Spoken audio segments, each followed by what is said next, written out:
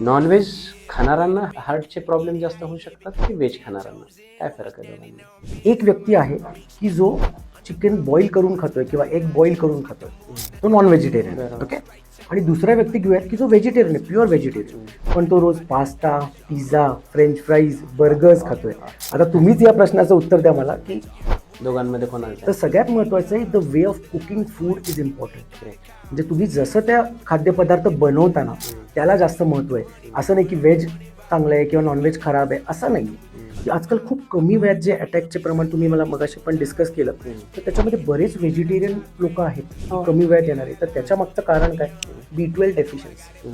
तर ते B12 deficiency होऊन काय होतं, तर रक्तामध्ये आपल्या एक होमोसिस्टिन नावाचा पदार्थ असतो.